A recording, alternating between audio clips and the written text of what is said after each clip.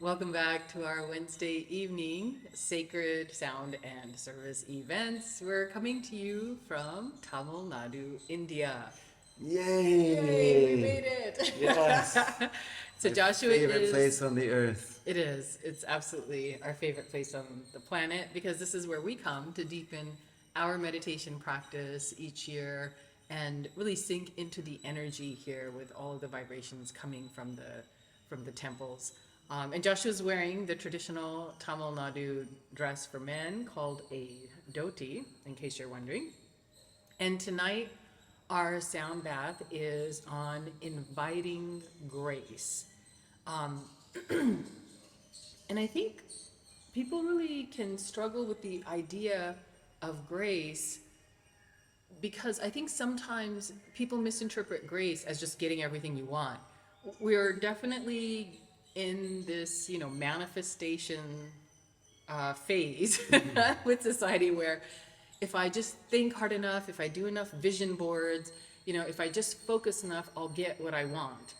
And grace is actually the times where you don't get what you want. Grace is being a part of a higher intelligence where you're not just dependent on the smallness of your own intelligence to manifest the things that you think are important to you, but rather being a part of something much bigger where you become kind of part of the life force that's being played out on a much, much larger scale. And it's not just about your desires, not that your desires aren't a part of the plan, the kind of divine plan or the the the wave of grace, but that your desires become a little bit bigger. And, it's not just about the teeny tiny manifestations, but about being part of the world family and being a part of grace in other people's lives. And so grace isn't just like a manifestation tool, to add to all of the other things that people might be doing to get what they want. It's about trusting something bigger to take you to a life that is not just serving your needs, but also serving the needs for so many other people. And the one thing I hear again and again and again from many of my patients who have a lot of the things that most people desire, wealth, power, status, is that they're still not satisfied. They're still not happy. And so we make this mistake that once we have these things that we're somehow magically going to wake up in the morning and feel fulfilled. And grace is that element that actually helps you to build a life that will truly create fulfillment. And, wealth may be a part of that, but oftentimes with grace, it's not just the wealth that comes to us, but what we do with wealth, what we do with our resources in uplifting the lives of others. And we had a couple of recent examples just here in India of seeing the little ways in which grace works. For example, last night we were coming home from the temple quite late. It's pitch black because we're out in the village, and somehow in that complete pitch black environment, my son spots these two little kittens that were abandoned on the side of the road. My God, they're They're so so adorable. cute. It's these two little kittens that were abandoned on the side of the road by the mom, and they were lying in this high grass where all of the snakes come. And it's 1 o'clock a.m. We're all exhausted, and as I said, there's no light. And somehow my son still sees these two little kittens, and so we took them immediately and fed them and created a safe environment for them. But I was just thinking about grace in that situation, that so often we feel that who's going to take care of our needs, and yet look at these two little kittens that had no mother, had no resources, and in the middle of the night somehow grace for them came through my son and his ability to be able to spot these teeny tiny little creatures. And he's been just like loving them, like, Yeah. honestly, like a mother all day long. And again, how does a teenage son find that much love for these two little stray kittens? That also is grace. So when I think of grace, I just think of it as more of this really beautiful, magical flow of love that can come through our lives to us, but as well as to every living being around us. And it goes so much further and it's so much bigger than just us fulfilling our own needs. And funnily enough, oftentimes your needs spontaneously get filled as you become a bigger and bigger player in bringing grace to other people's lives. But your own needs almost become secondary because your focus is so much on how to uplift, the people and other living beings that you come into contact with. And when I think about grace, I feel like it's that part of the equation that if you don't have it, things don't happen. And it's like, I remember it's like, if you look at people that are struggling with a really bad disease, what is it that helps them get through it? It's grace. It's like, what brings success to a project? It's grace. What brings love to your heart? It's grace, What brings love to a relationship? People often think, like, even just like relationships or marriages, that people, either it's just hard work or somehow it just spontaneously happens, but no, it's actually grace that brings a success, to even relationships. Yeah, to anything that happens, any type of success, it comes through grace. And tonight's mantra is Om Namo Narayani, which is to the Divine Mother. And there's this sense of like a mother's grace, right? There's nothing like a mother's grace, right? When the mother has her eye on the child, that love, it's like nobody else in the universe could love that child in that same way as the mother. It's so true. And so It's the mother's grace and protection and care and nurturance is the strongest grace you could ever have, It's so true. I really saw that just like in our son, and it's interesting because almost every time we travel, he'll somehow end up adopting some homeless pet. And then some lost little baby pet. last time it was a turtle in Hawaii, kittens here. I mean, it's happened recurrently wherever we go. It's a theme. It is a theme. And then at the end, he always finds like this wonderful, safe, like new home for the animals. But what I'm always amazed by is when this happens, how our teenage boy is turned into like a little mom, like each and every time. And it makes me think of this mantra because he, of course, grew up with this mantra, and we use it every single day. And and he's not like that otherwise. But in those moments where he's playing the role of grace, he turns into completely a doting mother for these animals. And I think of the power of this mantra for, to bring that kind of loving maternal energy as a form of grace into the animals' lives, that he happens to rescue. Yes. He has this very mother-like quality to him that just really gets awakened with these pets. It's so beautiful. It is really beautiful. It's really beautiful to watch. And I thought of how many times though in our life, like I know so many people, when they see how we are in the world, they make these assumptions that we must have had a really easy life, And my son actually recently had this conversation with a friend of his here in India, that because of the life that his friend leads, and it's filled with so many spiritual opportunities, that it must have been a very easy life. And this time in India, he got to see all of the challenges that his friend actually went through and how the grace was there to help his friend to overcome these challenges. And we get that assumption a lot that, because we're generally like pretty happy and upbeat and try to do as much good as possible in the world, that must have come from having not that many challenges. It's the exact opposite. No. It comes all those from challenges that having big challenges, and because of the big challenges, really having to evoke the grace in your life to be able to overcome them. It's having that lifeline, almost like an IV full of grace, because the challenges were so big. And then as you evoke that grace into your life, and for us it's really been through this mantra. This is our go-to mantra. when, everything hits the fan. As you evoke that into your own life, you evoke that into the lives of the people around you. Grace is like rain falling. It's not selective. When it falls on everyone. So as we've gone through our really big challenges and we have summoned that energy of grace into our lives, it's like summoning the rain. It doesn't fall just on us. It falls on our family members. It falls on our friends. It falls on our patients. It falls on our neighbors. It falls on everybody that we are somehow connected to, because that's just the nature of grace. It just falls and rains, wherever it is summoned. So when you use this mantra, just keep in mind that you're evoking grace, not just for you personally, but really for everybody that you are connected to. This is actually my favorite mantra of all time.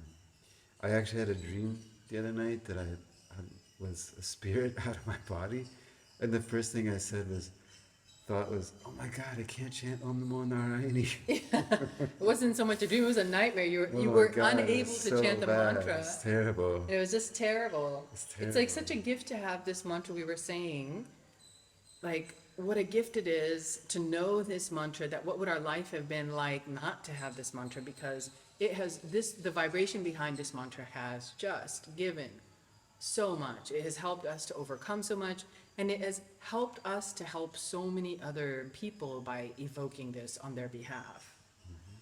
So, all right.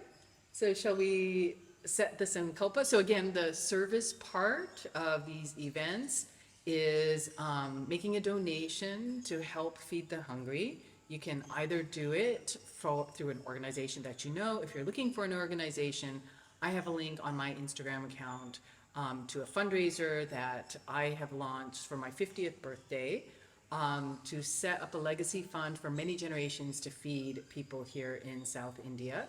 And the other important part of these events is to hold a sankalpa.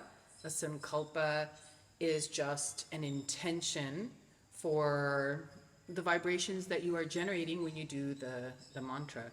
So we'll just take a moment to hold a sankalpa. And my sankalpa is really like anybody who sees this video, for them to have a real experience of grace in their life, of what that can look like. The surprise and the magic of how grace can come into your life and how it flows from you out to the people around you. That's the sankalpa I'd like to hold. Oh, wow, that's beautiful. Yeah, I want people to have a visceral experience of it so they realize that it's a thing. Like grace is a thing. Yeah, it's a real thing. There's a reason why they created that word, right? Yeah. I mean, just that song, Amazing Grace, because it's one of just the strongest forces, on the planet is grace. It's not hatred, it's not ignorance. The strongest force on this planet is grace. I agree. What's your sankalpa? My sankalpa is that anybody that watches this video, sits through all of our talking, and makes it to the mantra chanting, actually stays for the sound bath part. my hope is that their hearts open to grace, and that love just flows through their thoughts, their words, and their actions, and they just become an embodiment of grace. So basically, you're stealing my sankalpa. You're doing like another version of my sankalpa. I'm not stealing You're nothing, stealing girl. my sankalpa. That's my sankalpa every time it's the same one. Oh, that's sweet. Yeah. All right, shall we begin? All right. Why don't you lead and start us with the breath, and then... Okay, so go ahead. Man, I am sticky. India is hot. We're like so close and we're like sticking together right I know, now. we're going to have to peel ourselves off. So go ahead and close your eyes. We're going to take 3 deep inhales and 3 deep exhales in through your nose and allow the air to fill up your belly. So let's go ahead and begin.